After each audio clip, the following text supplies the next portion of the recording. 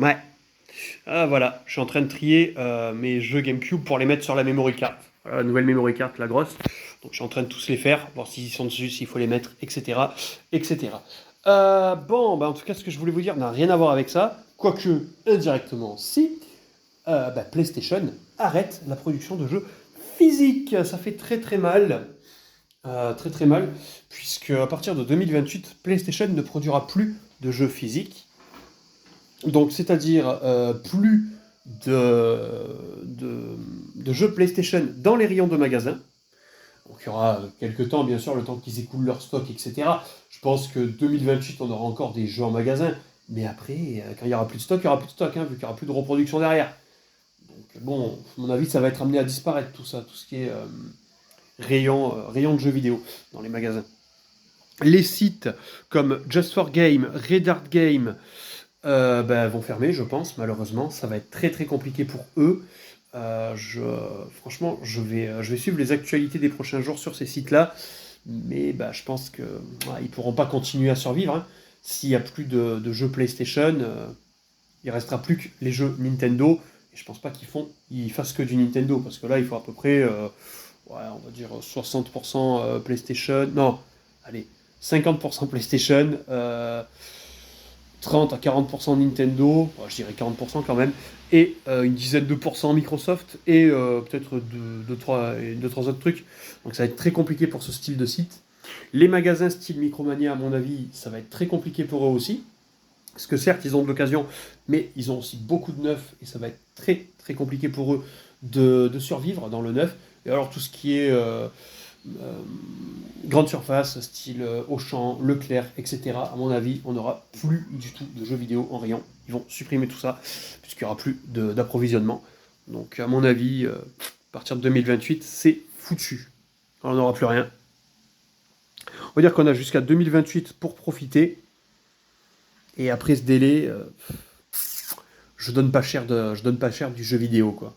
Donc je vous avoue, je suis très content moi d'avoir de mon côté ma collection physique actuelle. Je vous le dis, il y a moyen que je prenne une Switch 2. Voilà, je le lâche ici. Je pense que j'en ferai une vidéo quand je l'aurai, pour dire pourquoi je l'ai acheté. Mais je ne prendrai pas de GameKey Card, hors de question, parce que c'est du démat déguisé, ni plus ni moins, hein. En plus de ça, ça prend énormément de place sur la console, la keycard, donc on n'a pas place infinie. Et d'ailleurs, c'est ce qui va se passer sur les consoles PlayStation notamment, vu que plus de Blu-ray, ça veut dire aussi moins de place. Ça veut dire que tous les jeux vont être en démat et vont devoir être tout installés sur la console. Donc là, ça va être aussi un problème. Il va falloir acheter plus de disques durs si vous voulez vraiment garder tous vos jeux.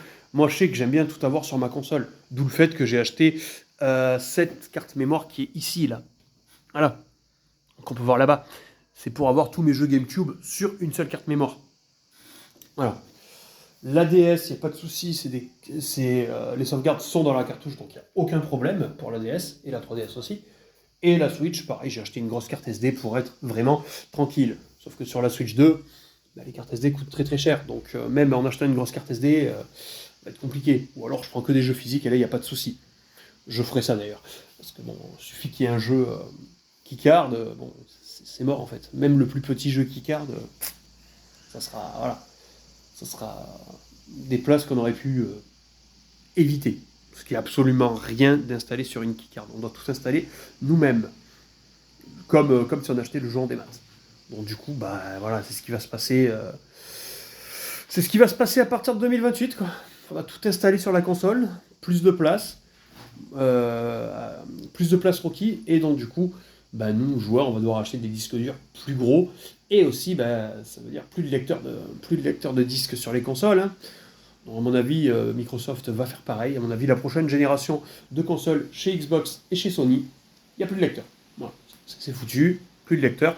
Je pensais que ça allait encore tenir une génération, un peu en mix, un peu comme la PS5 et Xbox Series, mais non.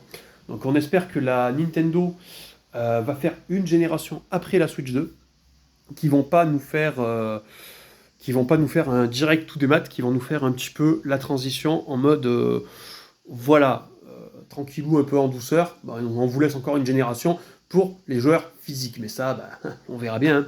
Malheureusement, on n'est pas à l'abri, comme je le dis. Qu'est-ce que vous en pensez, vous, de tout ça? N'hésitez pas à me dire tout ça en commentaire, on peut en débattre, il n'y a pas de souci. Tant qu'on reste courtois dans les commentaires, moi, il n'y a pas de problème. Au contraire, je vous répondrai avec plaisir.